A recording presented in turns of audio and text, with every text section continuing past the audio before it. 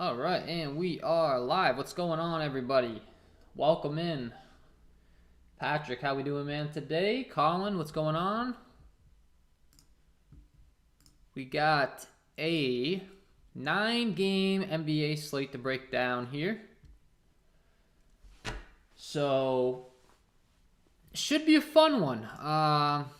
Certainly some games standing out the most notably this Charlotte-Sacramento game with a 231 over-under. That's by far the highest total we've seen so far on this season, that I can remember at least, because these totals have been way down. So certainly gonna be some good games to be targeting. We have a Cleveland squad that has only been playing 8 guys in the rotation. So I kind of have their game log pulled up here to show you guys, because that's just craziness. So Jared Allen, Mobley, Colin Sexton, Darius Garland continue to see some massive minutes. So, of course, that's a really big deal in our lineups. And they're going to continue to be shorthanded tonight. There's no Kevin Love. There is no Lauri Markkanen as well. So these Cleveland guys are really standing out to me in my projections on both sites. And as Colin says, PJ Washington continues to be out. He's been out for quite some time, so that should, free up some minutes and some usage in that Charlotte rotation. Not that it's really changing up what it's been so far, but we do have a few guys in there that are, notably not going to be impacted. Miles Bridges, Gordon Hayward, Terry Rozier, Kelly Oubre possibly seeing some more minutes, although he hasn't really seen many minutes the last couple times out, to be honest, with the 21 and 13 minutes. So he's probably the one man that's not too solidified in his rotation minutes, but no, we could see possibly his stuff ramp up a little bit, but I'm not seeing it as really being too big. And then, like I said, yeah, of course, these Cleveland guys are going to be getting a lot of minutes in the rotation. So that's certainly big news. We're going to do a little bit of a game-by-game breakdown here. And as we go along, feel free to ask questions. I'll be popping into the chat, looking. We'll be breaking down and keeping an eye on the news if there's any new news that comes out. Right now, this slate looks pretty uneventful, which, as we know in NBA, can change very quickly. But for the most part, we're only really looking to some Malcolm Brogdon news in the late game and also some Brandon Ingram news. So other than that, not really looking too crazy as far as our news is concerned, which is always kind of nice, I guess. But if there is late breaking news, you could certainly have an advantage on the field if you're able to react in a quick manner. So certainly be keeping an eye on the news. We'll be talking about it as we go along here. And let's do a little bit of a game-by-game here. So Brooklyn taking on Detroit's our first game here.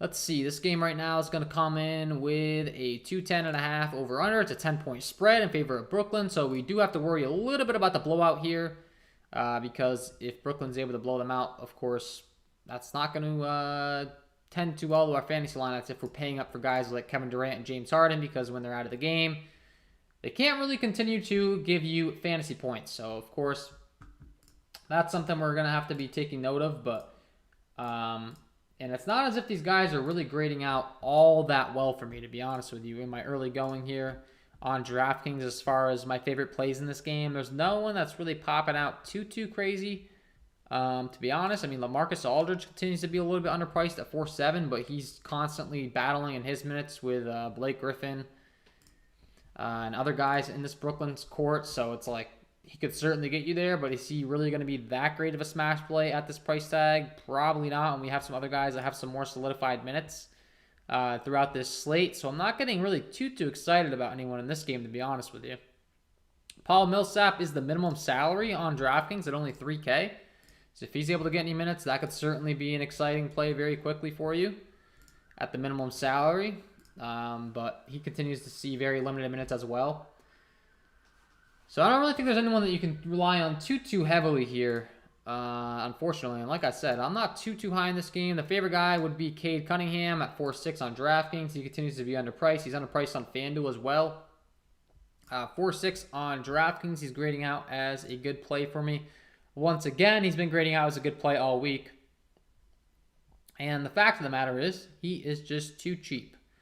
So Cade Cunningham going to be a good play for you on the Detroit side of things. But even with that being said, now that he's priced, I say priced up to 4.6. He was priced at 4K. He put up 39 DraftKings points. Still at 4.6, that's going to be plenty of fantasy points for you to be able to get the job done. And then as far as FanDuel is concerned, where he's got currently priced in Mr. Cade Cunningham, he's priced at 4.2. So he's actually grading out as a little bit of a better play for me over there on FanDuel. Obviously, a little bit of different roster constructions on both sites, but Cade Cunningham would certainly be my favorite play from this game based on an upside aspect at his current price tag. So he's probably the first guy I'm looking to.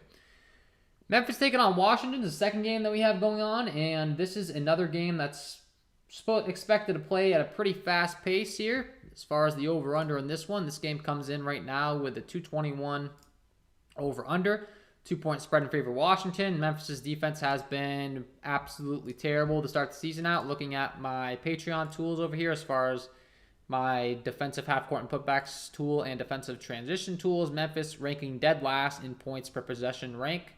30th in the league, giving up the most points per possession. So, of course, that's going to make us certainly want to target Memphis here going forward on this young season. They just haven't been able to slow anyone down, so that could certainly present a pretty high upside game here for Bradley Beal and the other main candidates on Washington for high usage in Spencer Dinwiddie and Kyle Kuzma, as well as Montrezl Harrell. Only problem with Montrezl Harrell is now we do have the return of Gafford, so he's going to be cutting into his minutes a little bit here, more than we would like, I'm sure, if you really want to play him. Daniel Gafford's a little underpriced at 4.4, and I think that he could be an intriguing play on this slate at his current price tag on DraftKings for sure. Really just a matter of the minutes, but, I mean, he's putting up 1.02 DK points per minute. Right now I've got him projected for right around the same amount of time last time out, 21 minutes or so in my projections.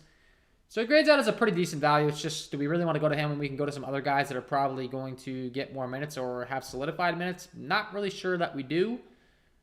So that's certainly something to keep your eye on, but not too intrigued to be playing him in this first game. And then another guy that's at a cheap price tag is Kentavious Caldwell-Pope at 3.6. The problem with KCP is he just really doesn't produce at a very high rate. He's playing a bunch of minutes, 41, 30, 34 minutes the last 3 times out. But if you look at his DK point per minute production, it's only 0.63 DK points per minute.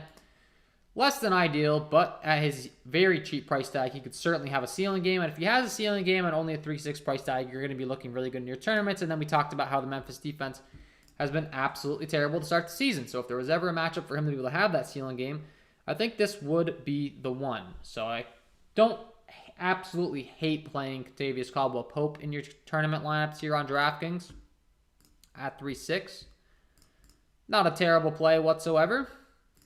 San Antonio Spurs taking on the Orlando Magic. Jakob Poeltl continues to be out on the San Antonio Spurs side of things, so I guess that's a little bit of news for us as far as how that's going to impact the rotation, though, and guys that I'm really looking to play. We are expected to see Doug McDermott back in this game at only 3.8 on DraftKings. I do think that he's a pretty intriguing play here, and grades out as a pretty good play in my model. Last time out, playing 26 minutes, only 5 DraftKings points, but I think we could see him play a little bit more in this one. And when I'm looking at my defensive statistics over here on my Patreon package, also a pretty good matchup taking on this Orlando Magic team. They've been pretty bad defensively so far in the season, especially in transition. They are the 29th ranked team as far as points per possession rank in transition, and also allowing teams to get out at a pretty high rate, 142.9 points per play as far as the transition stats are concerned here. Yeah, that's a pretty good rate on my sheet as far as transition. So certainly going to have some interest in Dougie McBuckets on DraftKings as a nice little punt play for you. And then Drew Eubanks as well at 4.2, with there being no Jakob Poeltl. You could be looking at him for some value in this one. We haven't quite seen him play a huge amount of minutes yet, but I think that might have something to do with the fact that the matchups they've been playing haven't had the biggest front court, and now we get a matchup taking on our Orlando Magic squad, who do start Wendell Carter Jr. and Mo Bamba. So they have 2 bigs out there, 2 traditional bigs, power forward, center, and I think that this might lead to some more minutes for a Jakob Poeltl. Or I'm not sorry, not a Jakob Poeltl, a Drew Eubanks. So maybe he's able to finally capitalize on some more minutes for him. He's putting up 1.12 DK points per minute.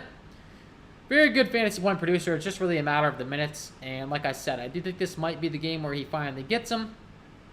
So in my model, grading out as a pretty good play here. As far as anyone else in this game, not getting too excited. I do have some interest in Mo Bamba, specifically on FanDuel at 6.5. I just think he continues to be underpriced over there. And then Terrence Ross on DraftKings at 3.9 if he's able to finally get going. He really hasn't been producing at a very high rate so far in the season. It'd be nice to see Terrence Ross go out there have a bit of a ceiling game, but so far in the season just hasn't really been able to do so. I mean, the guy's been playing like 30 minutes a game, only putting up like 17, 12 DraftKings points. I think it's just a matter of time before Terrence Ross really has a big game at this price tag. That's just too cheap on DraftKings. Traditionally a very good fantasy point producer. And like I said, I think it's just a matter of time. If you're the first one on him and he's low owned, you could definitely be looking very good in your tournament lineup. So Terrence Ross, definitely an intriguing tournament play in this one for sure. New York Knicks taking on the Milwaukee Bucks. Drew Holiday's expected to return in this one. He's been out for a couple weeks. He was dealing with a sprained ankle. Also feeling under the weather. I'm not sure if he's going to be somewhat limited in his return. I hope he's not, because he does grade out as a pretty good play for me here. It's going to be him and Giannis really getting the majority of the usage. It's a little bit sketchy targeting him when we don't have any news confirming that he's not being limited. So I'd like Drew Holiday. I want to like him a lot more. It's a little bit scary with his injury status right now as to whether we really want to go to him is the only thing. And like I said, if we get some news that he's a full go or something, I'll feel a lot better about it. And I'm not really sure that we're even going to get any news on him. So you would think Drew Holiday would certainly be a great play here at his 6.5 price tag. Like I said, there's no Chris Middleton, there's no Brook Lopez, there's no Dante DiVincenzo, so you would think it's going to be the Giannis and Drew Holiday show. And if that's the case, obviously his upside could far surpass this 6.5 price tag on DraftKings. I'd certainly like him. It'd be nice if we get some more news on whether he's going to be somewhat limited or not, but we may not. So we'll be keeping an eye on the news for Mr. Drew Holiday. Giannis Antetokounmpo, always going to be a high upside play. It is going to affect him a little bit with having Drew Holiday back from a usage aspect, but you could also make an argument maybe some of that attention isn't all going to be on him, so that could certainly free him up. Maybe a little bit of pick and roll action for Giannis. Give him a little bit of more upside in this game. And Thanasis Antetokounmpo as well continues to be pretty cheap over here on DraftKings at only 3.4. And I think he should continue to see a decent amount of minutes with there being no Brook Lopez. At only 3.4, he could certainly surpass his price tag. He's seen 32 and 23 minutes last time out. I think his minutes were cut short too because of the blowout. And I think he continues to see quite a bit of minutes here. So on the Milwaukee side, Thanasis Antetokounmpo definitely grading out as a decent play for me. Jordan Nwora continuing to grade out as a decent play. And then, like I said, Drew Holiday, specifically on DraftKings, does grade out as a pretty good play here. So the only thing that's really concerning is the injury news with him. Hopefully we'll be good to go with Drew Holiday, though. And we'll definitely want to be getting some exposure to him in our lineups. And then as far as the Knicks side of things, Kemba Walker, Evan Fournier continue to be priced very friendly on DraftKings in the mid 5K range. So you could certainly be looking to play some of them. The usage is a little bit dispersed pretty evenly on the New York side of things is the only unfortunate part. But Mitchell Robinson at 4.5, Evan Fournier at 4.6, Kemba Walker, all grading out as pretty good plays for me over here on DraftKings where they're just too cheap. Mitchell Robinson at only 4.5. It's really only a matter of time before I think he has a big game at that price tag too. He's been playing right around 28 minutes a game. His price tag continues to drop. 27 DraftKings points, 41 DraftKings points on opening night being his highest game. He hasn't had quite that type of production in quite some time. But Mitchell Robinson is a very good fantasy point producer. I think it's just a matter of time before he can surpass that. And like I said, Mitchell Robinson, Evan Fournier, and Kemba Walker really standing out to me on the Knicks side of things as far as their upside at their respective price tags. And you could certainly be getting some exposure to them in your lineups tonight. Colin asks, any love for Derek White in a GPP? Yeah, I mean, Derek White's always going to be a decent option in a GPP because he just has upside in any given night. He can certainly go off, but the thing is with him, he's kind of an all-or-nothing play oftentimes. He's been hovering right around like 25 points for every game so far on the season. But honestly, am I getting that excited about playing Derek White in his price range? Not really, especially when you're factoring in some of these Cavalier guys we're going to talk about later on here. that are getting a lot more minutes. We also have Dylan Brooks continuing to be out on the Memphis side of things, so that's going to open up more usage for DeAnthony Melton, who I think is priced a little bit more friendly, and gets to take on a Washington team that's not that great defensively. So, I mean, yeah, you could play Derek White, but I'd be lying to you if I said he grades out as that great of a play at that price tag with other guys around him. I'd rather go to a Cade Cunningham. I'd rather go to a DeAnthony Melton. I'd rather go to a Norm Powell at 4-7 on DraftKings. So Derek White's a decent play, but I think there's some other plays that I'd rather go to at his price tag right now. And speaking of those Cleveland guys, that's the next game we're going to talk about here. Cleveland taking on Toronto. Like I said, Cleveland the last couple times out has been shorthanded. There's no Lauri Markkanen. There's no Kevin Love. That's opening up a lot of wing minutes. They've only been playing 8-man rotation. So you can't ask for much better solidified minutes on both sides in this game, really. Cleveland, very solidified minutes. Toronto, very solidified minutes. You can pretty much lock all these guys in for a bunch of minutes, and they're underpriced. I mean, Jared Allen, Darius Garland, and Colin Sexton all priced in the mid-6K range. Like, I'll play them all day. Right around 40 minutes for each one of these guys. 35 minutes and 40 minutes the last two times out for Jared Allen. Darius Garland, looking at his game logs, 36, 35 minutes the last two times out. He's getting a bunch of minutes. Colin Sexton at only 6'4". He's getting a bunch of minutes at his price tag. So, I mean, all these guys playing like 35-plus minutes. Cleveland continues to only play 8 guys in the rotation. Until Lauri Markkanen and Kevin Love return, I'm going to continue to have a bunch of interest in these guys.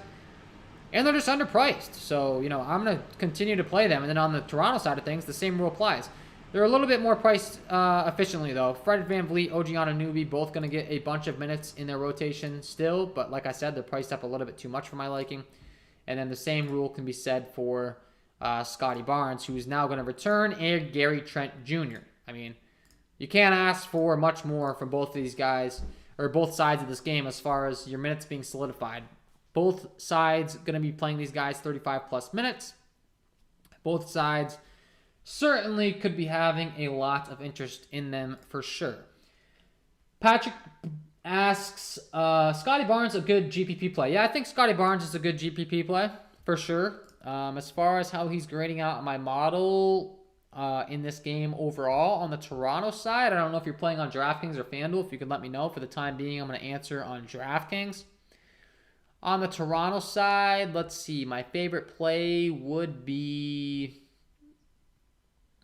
Gary Trent Jr. right now. Gary Trent Jr. Based on an upside at his price tag. So, you know, he's putting up 0.86 DraftKings points per minute. I've got him projected to play right around 34 minutes. And that's certainly going to treat you well at his price tag. So that'd be my favorite tournament play on the Toronto side of things. As we stand right now, of course, my projections can change when I do my final projection runs.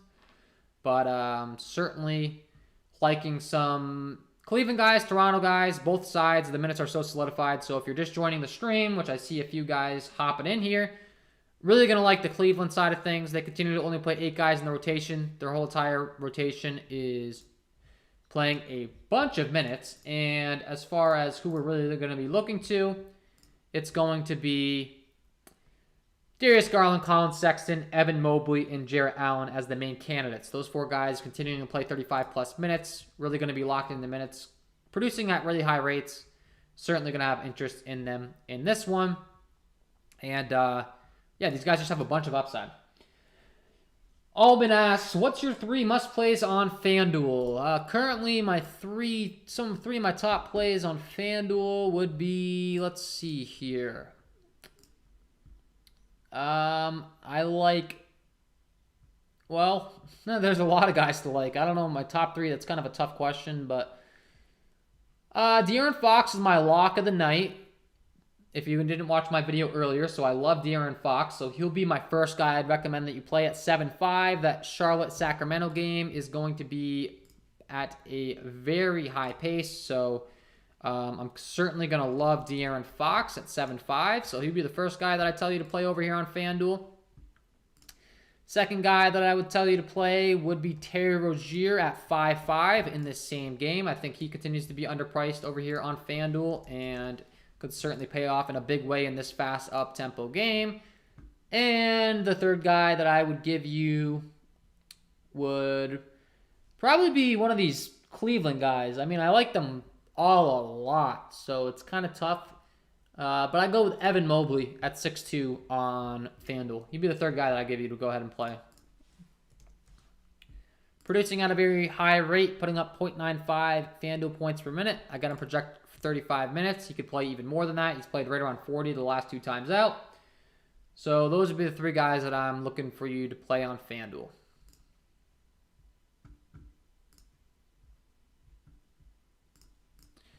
All right, next guys. The Clippers taking on Minnesota.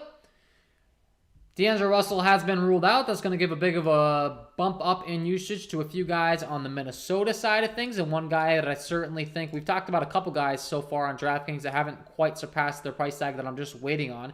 First of all, Patrick Beverley is going to get the start at point guard, so he's grading out as a tremendous play over here on DraftKings for me at only 4K. He's certainly going to be a great play. 31 minutes last time out. He put up 36 DraftKings points. He's still underpriced at only 4K, and he gets to take on his former team in the LA Clippers. Patrick Beverley, certainly a guy that I think has a little bit of flair in his game, a little bit of a chip on his shoulder, and now he gets to take on his former team. So everything makes a lot of sense for me to be playing some Patrick Beverley tonight. I certainly am going to like him. And I also am really going to like in this game Malik Beasley, who continues to not really perform at the highest rate, but I think it's just a matter of time before he has a big game. We talked about Terrence Ross playing around 30 minutes a game, and his production kind of not really adding up to a high score yet in just a matter of time. I think Malik Beasley is another one of those guys. So Terrence Ross and Malik Beasley are 2 guys that I would certainly be sprinkling in my DraftKings tournament lineups, hoping that they have their big upside game finally. And then, of course, with there being no D'Angelo Russell, that's going to be a big usage bump to Anthony Edwards and Karl Anthony Towns. So both of those guys certainly going to have some big upsides. Most notably Anthony Edwards, though. I mean, that's a direct correlation with Anthony Edwards, his on-ball handling responsibilities, his shot volume, etc., all that stuff. When you take D'Angelo Russell out of the rotation, he's certainly going to be a much better play for you on this slate tonight. And then as far as running it back on the LA Clippers side of things, it's really simple. I mean, Paul George, obviously, going to continue to get a bunch of usage with there being no Kawhi Leonard. I think Paul George continues to be one of the highest upside guys on any given night, because the fact of the matter is until Kawhi Leonard comes back, this is Paul George's team. He's going to continue to shoot a bunch. He's going to be responsible for getting a lot of assists. He's been rebounding the ball pretty well. He's got triple-double upside every single time he takes the floor. So I'm certainly going to continue to have quite a bit of interest in Paul George. I think he's priced pretty appropriately, but that might lower his ownership, and this guy can certainly go off on any given night. And then, of course, Nicholas Batum, Terrence Mann, both continue to be underpriced as well, I think. Nicholas Batum playing around 30 minutes a game. He's put up 33 and 34 DraftKings points the last 2 times out.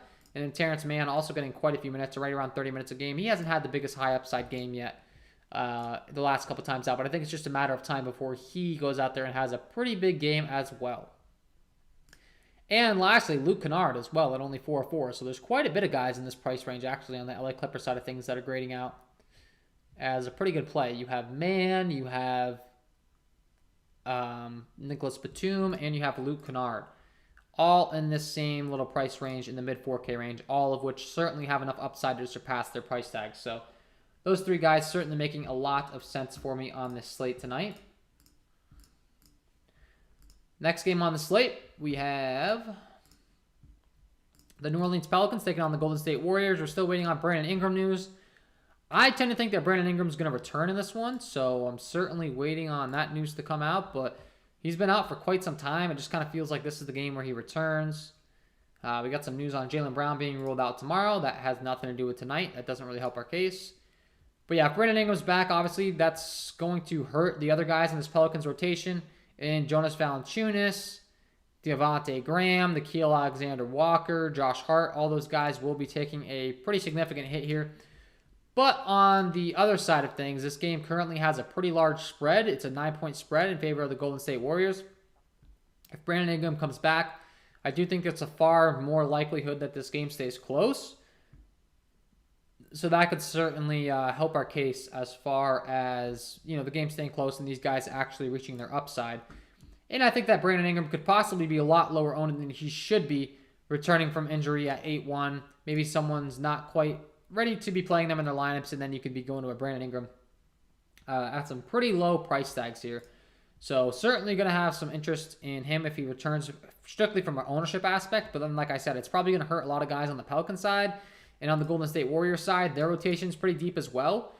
So I'm not sure that I'm really getting too excited to be targeting a bunch from this game. Mainly Andrew Wiggins and Jordan Poole, I think, are both underpriced on the Golden State Warriors side. And then the lower guys on the Pelican side too. Josh Hart, Nickeil Alexander-Walker, and Devontae Graham. I think they're all pretty decent options just based on the fact that they're underpriced. But the pay-up options and Steph Curry and those other guys in this game, I'm not getting too excited about, to be honest with you. Just these rosters are completely filled out. We have other spots where some teams are depleted. And yeah, like I said, Jordan Poole, Andrew Wiggins grading out as decent plays for me in this game. And then on the New Orleans side, it's going to depend on that Brandon Ingram news. So when we get the news on Brandon Ingram, that would certainly help our case as far as knowing who we're going to in that game. Charlotte taking on Sacramento is by far the best paced game on the slate. This game is expected to be an absolute shootout. I'm definitely going to want to be having some exposure to it because these guys can certainly reach their ceilings. And my lock of the night, if you didn't know, is De'Aaron Fox.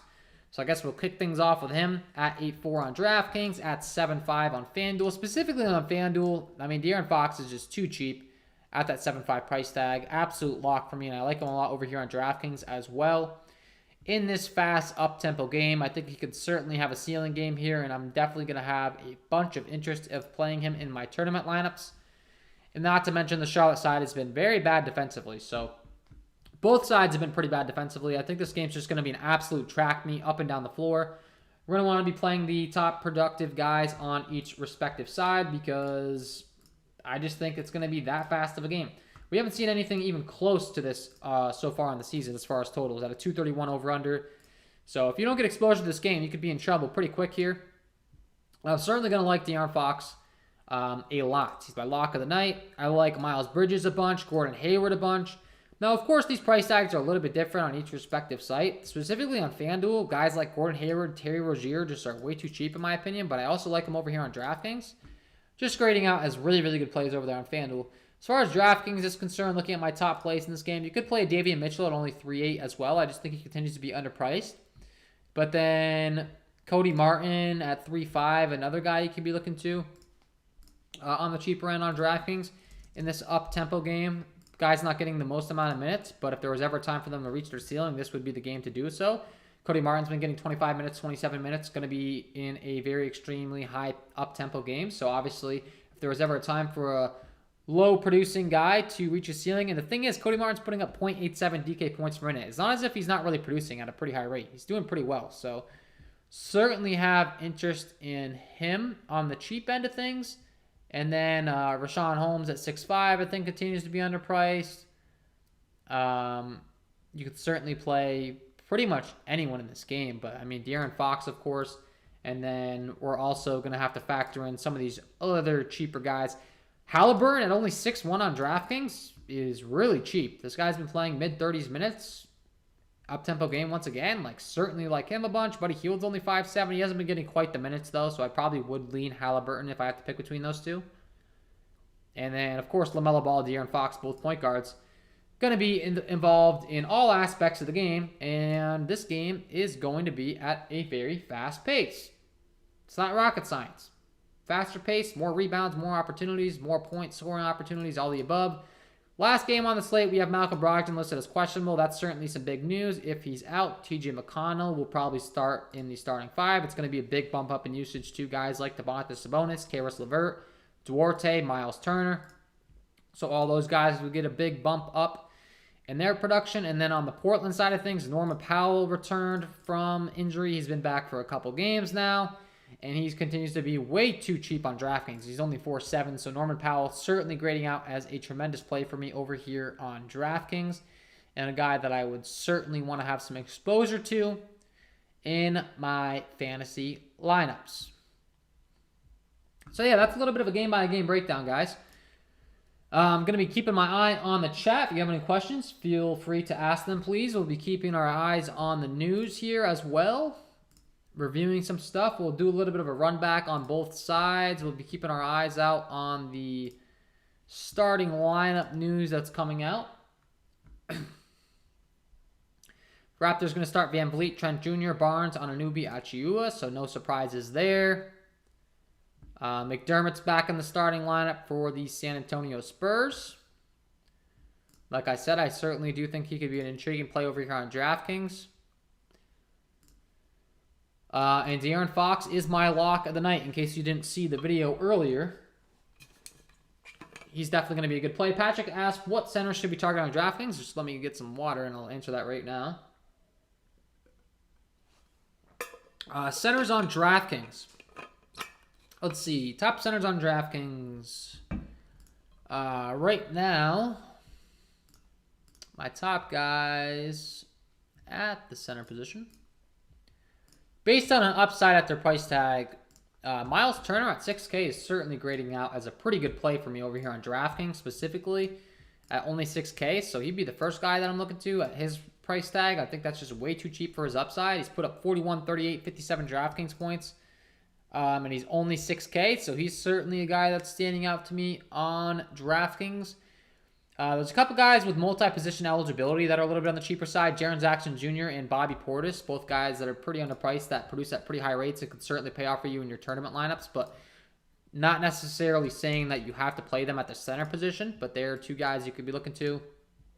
And then as far as anyone else, Jarrett Allen as well. Certainly going to be a great play. I like Mo Bamba quite a bit, and then Rashawn Holmes in that up-tempo game. Those would be some of the guys I'm looking to. But Jarrett Allen, like I talked about with this Cleveland squad, only playing like 8 guys in the rotation. Jarrett Allen, I think, is going to be an absolute smash play here.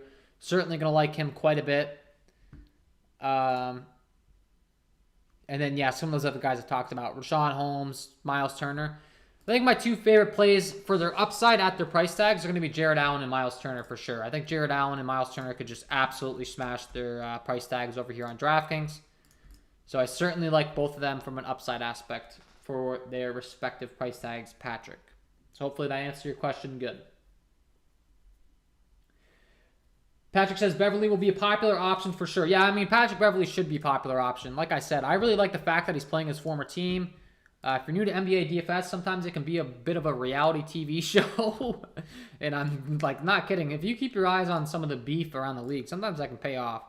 And Patrick Beverly's certainly a guy that has a flair for the dramatic, and he's taken on his former team in the Clippers. You know, I think he'll definitely be playing a little bit of a chip on his shoulders. And the fact of the matter is, even just from a strictly price tag aspect, as far as his minutes production and all that stuff. He's putting up 1.14 DK points per minute so far on the season. He's only 4K. He's played 117 minutes. That's a 117-minute sample size. That's really good numbers for Patrick Beverly. I'd be willing to play him if he was like 6K at those numbers, and he's 4K. So Patrick Beverly just seems like an absolute smash play, especially on DraftKings. As far as FanDuel is concerned, for Mr. Beverly, the other thing with Patrick Beverly is he can get you a lot of steals. He's 5K on FanDuel, so they're making it a little bit tougher on you, but he's putting up 1.13 FanDuel points per minute. So I certainly would still be willing to play him on FanDuel. It's not quite as easy to be playing him in your lineups on FanDuel just because, you know, he's going to lock up one of your point guard position. There's other spots to be looking to, but honestly, I think it's a great play on both websites. It's been producing at a great rate here. They just played this LA Clippers team. 10 points, 10 rebounds, 8 assists.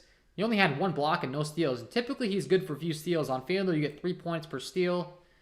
Patrick Beverly's certainly making some sense to me for sure on this slate tonight.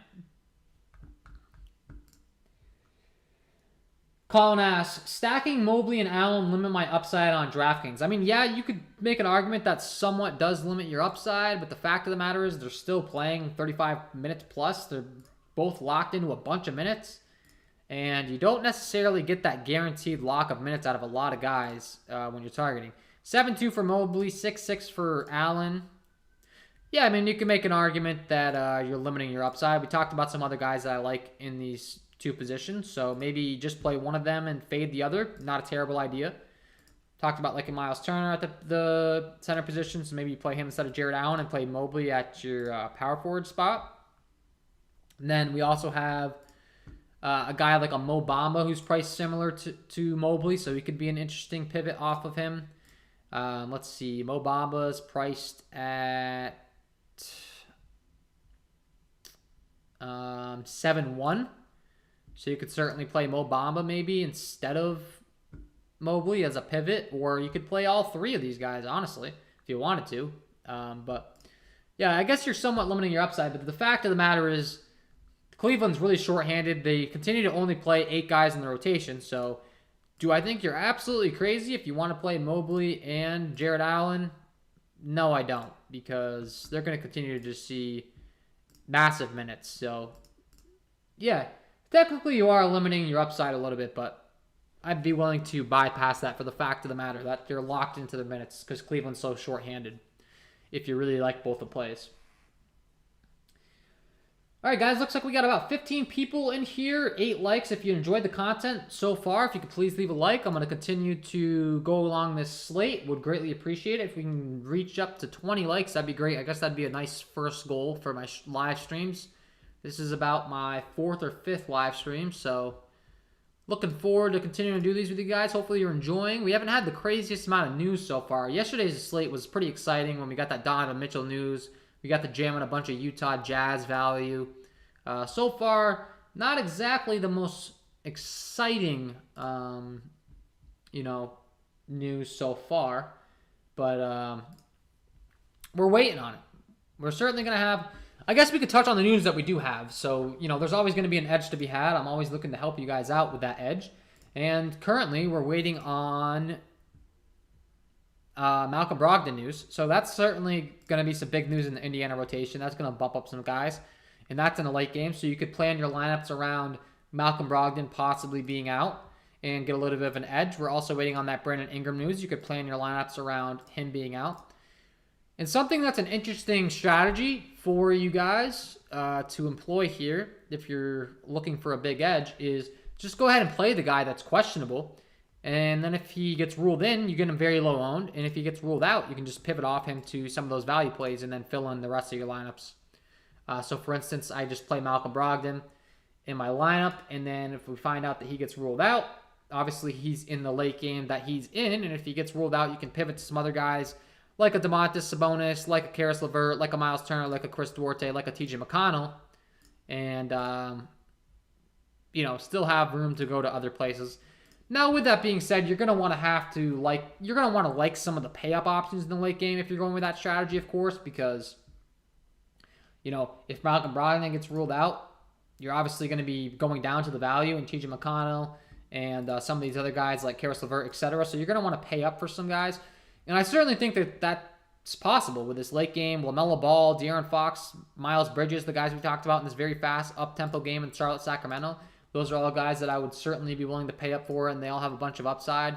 And then the Pelicans Golden State Warriors game, I'm not quite as interested in, but I wouldn't hate the strategy of going ahead and putting maybe a Malcolm Brogdon in your lineup and then being able to pivot to those value guys and then being able to pay up for some more Charlotte, Sacramento guys.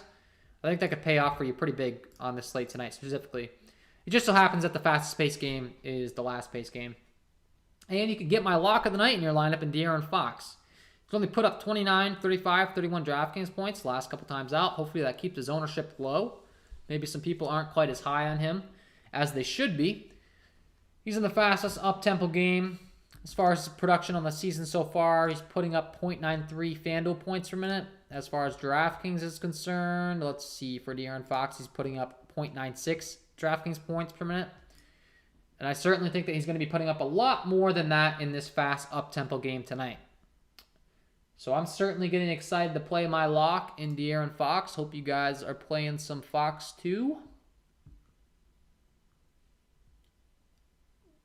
And I'm going to continue to keep an eye on the questions, guys. So go ahead and keep asking the questions. I'll be here answering up until 6:30. We got about 20 minutes left. If there's any more questions. If there's not, I can go ahead and bounce out early. If you're new to the channel and you're enjoying it, hit that like button. Also, you can check out my premium content. That's linked below in the description. You get access to all my projections, all of my sheets. Some really good stuff. And as a matter of fact, I'll go ahead and give you guys a sneak peek for free. Let's see. So, for instance, I have an offensive shooting frequency stats, defense transition stats, offense transition stats, and So if you go ahead and get the premium content, for instance, let's go ahead and look at my defensive shooting accuracy stats tab here. So this is only one of the tools that I provide over here, but this gives you an idea of what defenses are giving up. So are they giving up a lot of points around the rim? Are they giving up a lot of points in the mid-range? Are they giving up a lot of points from the corner three ball, the three ball in general? Then you can go ahead and use that data to make better lineups. So here's a little bit of a sneak peek behind the paywall for you guys. Keep it on the screen so you guys can check it out. And maybe use some of this information to help build your lineups. Man of the people. So I'm going to try to give you a little bit of a sneak peek. But yeah, if you want the premium package, that's linked below in the description. And like I said, you get access. This is just one of the sheets. So this is my defensive shooting accuracy. So this goes ahead and tells you how effective teams have been against them. So Utah Jazz, for instance, they're the #1 team in the league defensively right now. Not giving up much at all. Have been doing a very good job of limiting shot volume and shot accuracy to opposing teams. So yeah, there's a little bit of a free sneak peek for you guys for the premium package. And then you get access to all my projections, all that fun stuff.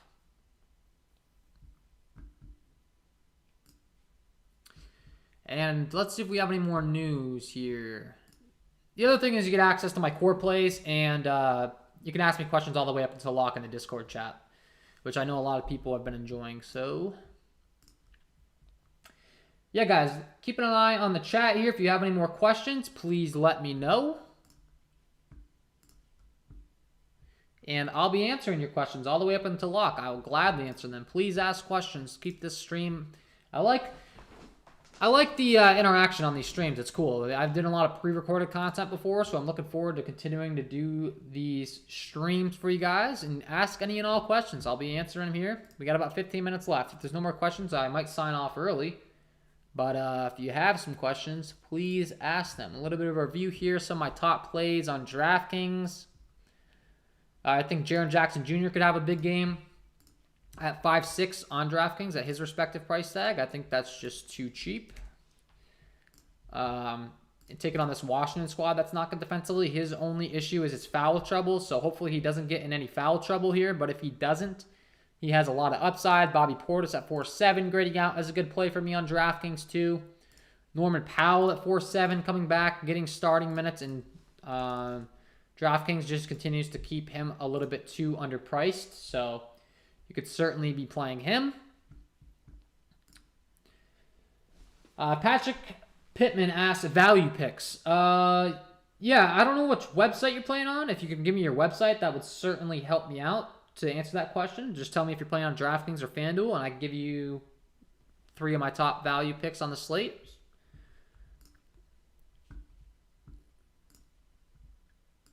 Doesn't look like we have any news coming out so far.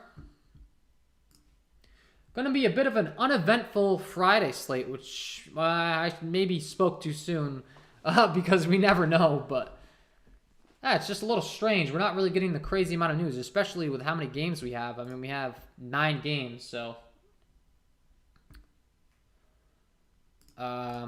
just waiting on that big news to drop. I feel like it's only a matter of time. Probably right about 6:55, we'll get some news that Giannis is out or something.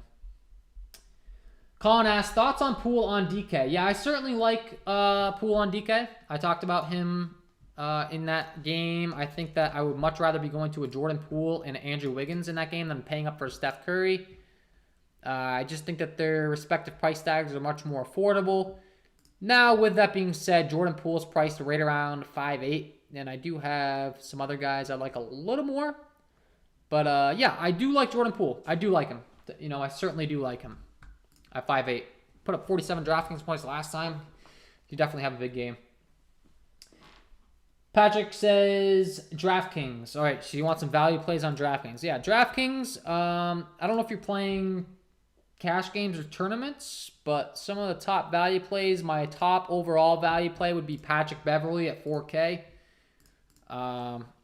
He's just an obvious plug-and-play for me. He played 31 minutes last time out, put up 36 DraftKings points. He's been producing at a 1.14 DraftKings point per minute clip. That's very, very impressive. So Patrick Beverley would be my first value pick.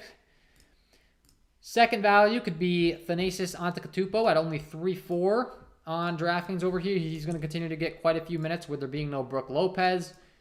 Putting up 31, 23 DraftKings points the last 2 times out. He's producing 0.87 DK points per minute, and he only played 23 minutes last time out because that game turned into a blowout. If that game hadn't turned into a blowout, I think he would have got more minutes. So there's a second value play for you.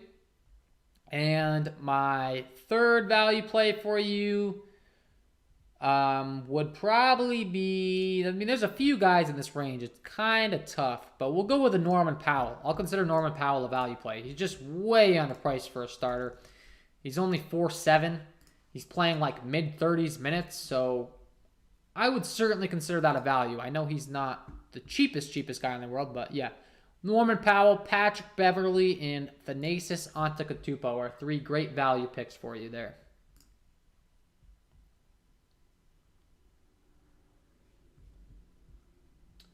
See if we have any more questions here.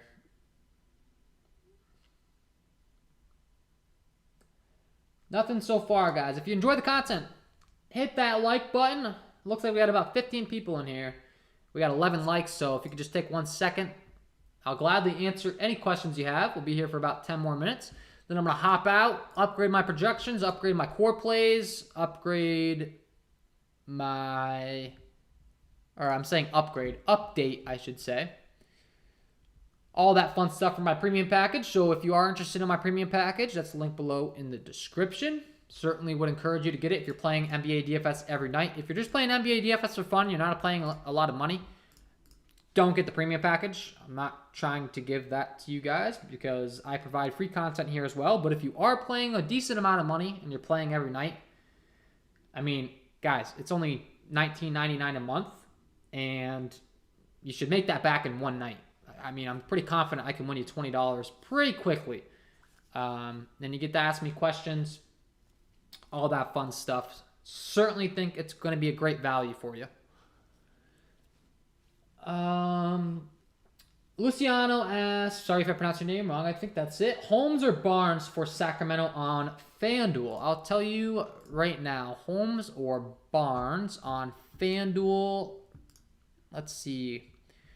As far as from a multiplier aspect, which is what I base my plays on, the guy that can give you the most upside at his respective price tag, my favorite play would be Richaun Holmes at $7K.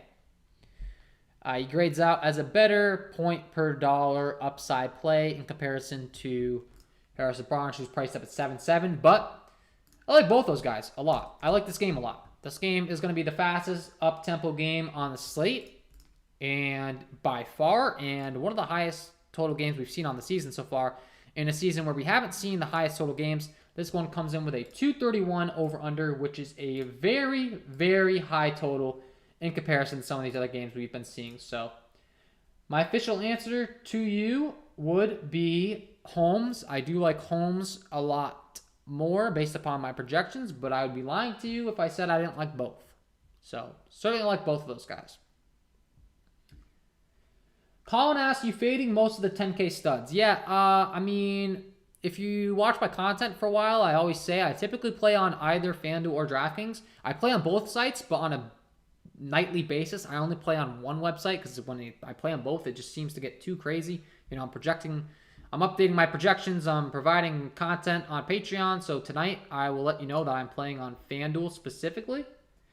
And on FanDuel, I currently don't really have too much interest, I don't think, in paying up for any of the high priced guys. There's just some guys that are way underpriced. On DraftKings, I'm not building lineups, but based upon my projections, let's see, I would say probably gonna have about the same approach. I mean, there's just some guys that are priced not so efficiently.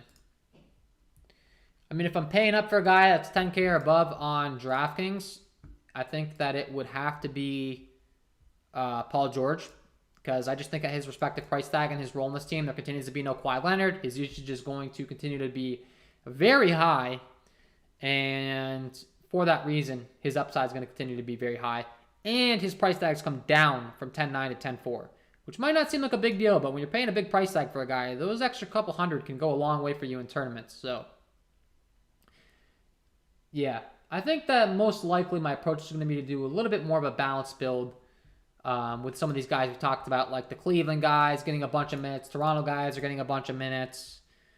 This Memphis-Washington game has a pretty good game environment, and I certainly do like D'Anthony Melton a lot on DraftKings at 5-4. Continuing to see a lot of minutes, and this is a great game environment for him. Marco asks, who's a good, solid center on FanDuel? Good, solid center on FanDuel. Let's take a look here. On FanDuel, well, I can tell you right off the top of my head, one guy that I'm certainly going to be having interest in is Jared Allen. If you're just joining the stream, I like Jared Allen a lot. He's been playing 35 to 40 minutes. This Cleveland squad continues to only play an 8-man rotation with Kevin Love and Lauri Markkanen being out. And with Kevin Love and Lauri Markkanen being out, that's going to directly affect the minutes and upside of Jared Allen because Jared Allen's a big. Those guys play the 3 and 4 position. The 4 on the glass. Going to be a lot more rebounds headed his way. So I certainly like Jared Allen a bunch on FanDuel. So he's one guy that's really standing out for me. Rashawn Holmes in that fast up-tempo game, that Sacramento-Charlotte game is another guy that I'd be looking to for sure. At his 7K price tag on FanDuel, Karl-Anthony Towns at 10-2 is a guy that you could be paying up for. Domantas Sabonis I like quite a bit. You can play him at the center position on FanDuel, especially if there's not going to be any Malcolm Brogdon. He'll get a big bump up. And then Miles Turner at 7K on FanDuel as well is certainly a pretty good play. Miles Turner is a lot cheaper on DraftKings, so I certainly like him there. But the thing about Miles Turner is he is a tremendous shot blocker. You get the 3 points for every block on FanDuel, and that's certainly going to rack up some quick FanDuel points. He's put up 3 blocks, 1 steal last time out, 3 blocks, 2 steals the time before, 5 blocks the time before. You get 3 points per block. That's some big time upside for a guy like that on FanDuel. If you're able to rack up 4 or 5 blocks a game, certainly going to have quite a bit of interest in him. So there's some guys that I like on FanDuel at the center position for you. Colin asks, thanks for the content, KJK. I'm out of questions. You covered all the bases pretty well. You're streaming tomorrow. Thanks, Colin. Yeah, I appreciate you coming in, man. Tomorrow, Saturday, I'm going to stream if at all possible. I think I'll be able to. I think tomorrow I'm going to be in the process of purchasing a vehicle. So unless I get stuck at the dealership for longer than I like, I should be able to stream. That'd be the only case in which I can't stream. I plan on streaming. I'm going to try to get that out of the way early in the morning so that I can be back and streaming with you guys. But if for some reason I don't show up on the stream, that would be why. I apologize if that ends up happening.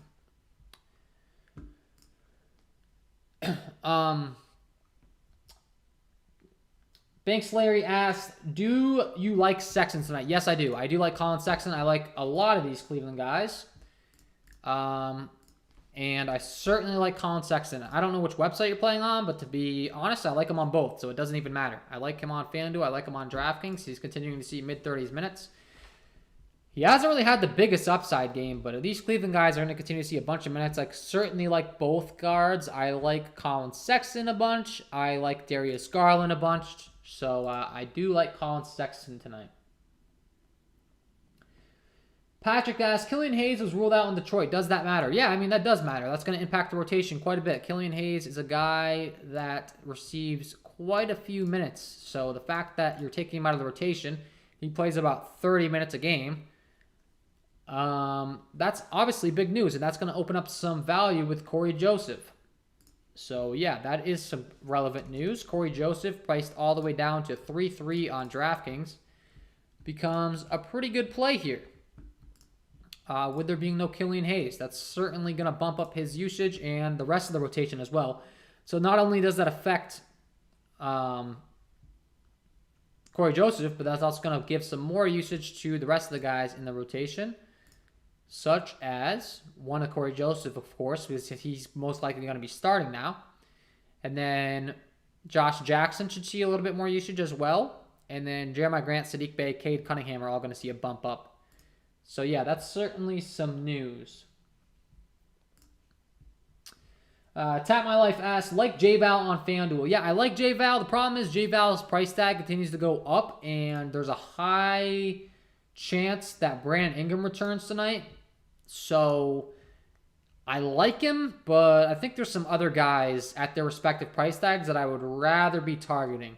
A Jared Allen at a 7.5, much cheaper, guaranteed locked in those minutes with there being no Kevin Love and no Lauri Markkanen is a guy I'd rather target. I think a Miles Turner at 7K, a Rashawn Holmes, a Mo Bamba. All those guys I just think are a little bit better at their price tags, and Evan Mobley. So yeah, I do like Jonas Valanciunas. It's just a matter of, are you really getting the biggest bang for your buck right now on a guy that's had his price tag continue to inflate when there being no Brandon Ingram and his value going way up when now Brandon Ingram's expected to return. Best small forward value on FanDuel. Let's see. My best small forward value on FanDuel as of now would be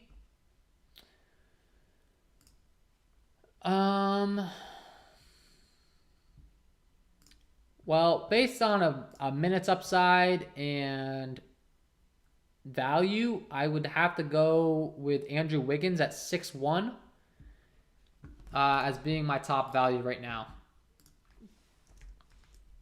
But with that being said, I might be willing to overwrite that with another guy that I'm really high on tonight in Gordon Hayward, because Gordon Hayward is in a much faster up-tempo game here in this Charlotte-Sacramento game. And while he may not grade out quite as well from a projection aspect right now, I have a feeling when I do my final run, I'm going to have a lot of interest in Gordon Hayward just because this game's in such a up-tempo game. He's cheap. The game's expected to stay close. I mean, there's a lot of good things going on here. And I'm certainly going to have a lot of interest in Gordon Hayward. All right, guys, it's 6:30. I got to bounce. I got to update my projections. I got to answer all my Patreon's questions in the Discord chat. If you are interested in my premium content, go ahead and check that out. I give you guys a little bit of a free sneak peek here on the stream because I'm a man of the people. But if you want access to the full thing behind the paywall, ask me questions all the way up until 7 o'clock, go ahead and check out that premium content. Before you head out, please leave a like on this video if you enjoyed the live stream. Wish you guys all the best of luck tonight. And yeah, looks like we're good. Looks like all the questions are answered. Go ahead and leave a like. I'm going to be hopping in the Discord chat to answer all your questions on the Patreon, doing my final projections run, building my lineup, all that fun stuff. Wish you guys all the best of luck on this slate tonight. Go ahead and get De'Aaron Fox in your lineups. He's my lock of the night. Big game coming for him. And best of luck, everyone. We'll see you in the next one, and I am out of here. Peace.